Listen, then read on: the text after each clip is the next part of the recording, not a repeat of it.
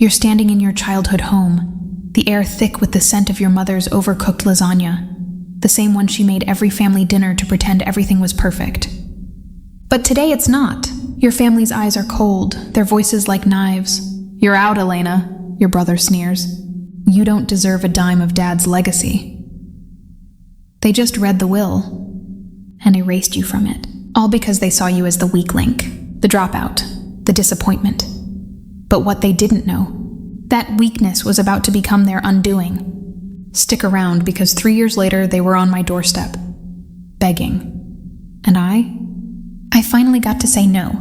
If you've ever felt crushed by family who turned their backs when you needed them most, or dreamed of that moment when the underdog rises and they have to eat their words, hit that like button right now.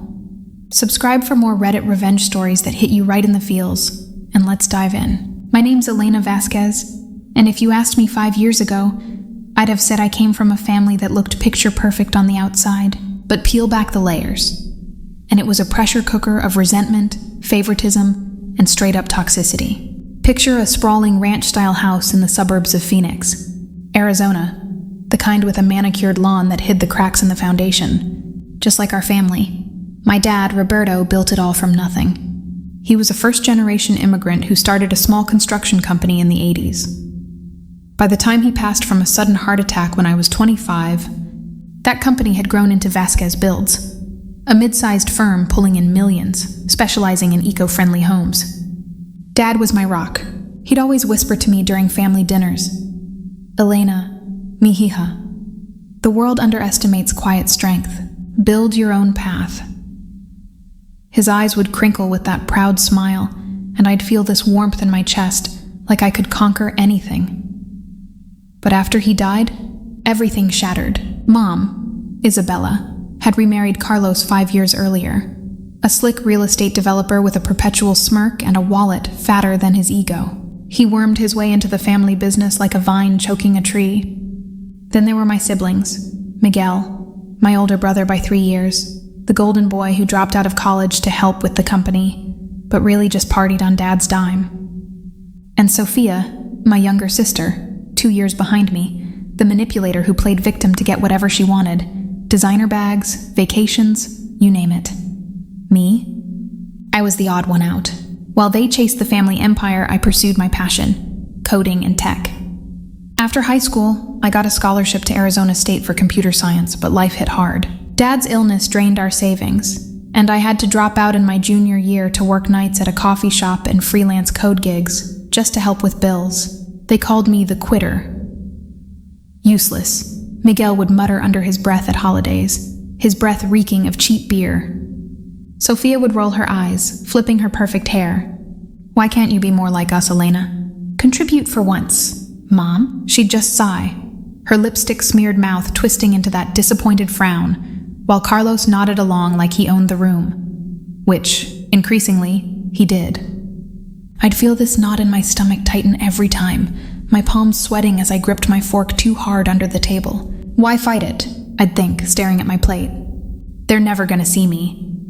But deep down, that dismissal burned like acid, a slow drip of betrayal that made me question if I even belonged. The injustice hit rock bottom 6 months after Dad's funeral. We gathered in the living room for the will reading. The lawyer, a stuffy guy in a pinstripe suit, cleared his throat amid the ticking of the grandfather clock, the one Dad bought on our first family trip to Mexico. The air smelled of lemon polish and stale grief. I sat on the edge of the worn leather couch, my heart pounding like a drum in my ears, hoping for some acknowledgement. Maybe a share of the company stock, or even just the old family cabin in the mountains where Dad taught me to code on his clunky laptop. But no, the lawyer's voice droned on. To Isabella Vasquez, full control of Vasquez Builds and its assets. To Miguel Vasquez, executive VP position. To Sophia Vasquez, a trust fund for future endeavors. And then, nothing. My name? Skipped like a glitch in the code. I blinked, my throat closing up as heat rushed to my face. "Wait," I stammered, my voice barely above a whisper. "What about me?" Dad said. Carlos cut me off with a chuckle, leaning back in his armchair, his gold watch glinting under the chandelier light. "Elena, sweetheart, your father and I discussed this. You're Not ready. Always flitting from one thing to another. The business needs stability, not dreams. Mom nodded, her eyes avoiding mine, fingers twisting her pearl necklace. It's for the best, mija. You've got your little computer hobbies. This is real money. Miguel smirked, crossing his arms over his broad chest. Yeah, sis, don't make a scene. You're better off figuring out your own mess. Sophia just scrolled on her phone, not even looking up, but I caught her stifled giggle. I stood there, frozen, the room spinning. My chest ached like someone had punched it, not from the words, but from the casual cruelty, the way they erased me like a deleted file. Dad wouldn't have wanted this, I thought, tears stinging my eyes as I bolted for the door. Outside, the Arizona sun beat down mercilessly, but it felt colder than ever. I drove home in a daze, my hands shaking on the wheel, replaying their faces. Betrayal tasted bitter, like swallowed glass. How could they? After everything I'd sacrificed? That night, alone in my tiny apartment with peeling wallpaper and the hum of my secondhand laptop, I curled up on the bed, sobs racking my body, powerless, invisible. But underneath the hurt, a spark ignited, quiet, like embers in the dark. They think I'm nothing? Fine. I'll show them what nothing can build. The escalation was brutal. Over the next year, they didn't just cut me out. They twisted the knife. Family gatherings? I wasn't invited anymore. Too busy rebuilding the empire. Mom would text curtly if I reached out. Miguel posted Instagram flexes from company events, yachts, galas, tagging everyone but me. Sophia? She called once, all faux sympathy. Elena, we're doing great without the drama.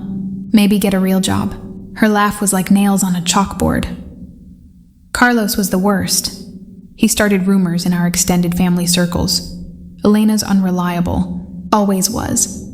At Aunt Maria's birthday party, the one event they couldn't exclude me from without a scene, he cornered me by the punch bowl. The room buzzed with chatter and clinking glasses, but his voice slithered low. Kids stay out of business. Your type? Dreamers. We handle winners. His cologne, sharp, overpowering, made my stomach churn. I forced a smile, nodding, but inside, rage simmered. My fists clenched at my sides, nails digging into palms until they drew blood. Winners? I seethed silently. You're leeches on Dad's grave. Underestimation fueled me.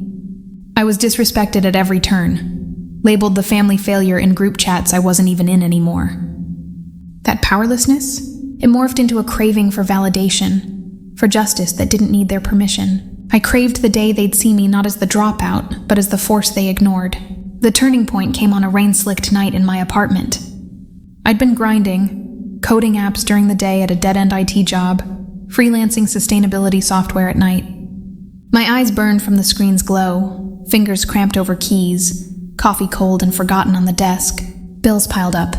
Rejection emails from tech startups mocked me. Then, scrolling Reddit's ProRevenge for solace, I read a post about someone rising from family ashes. It hit like lightning. Why chase their validation? Build my own. I slammed my laptop shut, heart racing. No more begging for scraps. From that moment, resolve hardened in my veins. Cold, unyielding. I'd go silent. No calls, no pleas, just action. Revenge planning started small, but it grew. I poured everything into EcoCode Solutions, my startup idea for AI-driven software that optimized green building designs. Dad's legacy twisted into my weapon: sustainable tech for homes, cutting waste and costs. No loans from them. I bootstrapped with savings, side gigs, and a $10K grant from a women's tech incubator. Nights blurred into days. My reflection in the bathroom mirror showed dark circles, but also fire in my eyes. They'll never see it coming. I'd whisper to myself, pacing the creaky floorboards, the distant howl of coyotes outside my window echoing my isolation. Execution was a grind, laced with fear. First investor pitch, in a sterile Phoenix co-working space, fluorescent lights buzzing overhead. My throat tightened as venture capitalist after capitalist grilled me. No experience? No family backing? Sweat beaded on my forehead. I gripped the podium, knuckles white. But I channeled the hurt, their voices in my head.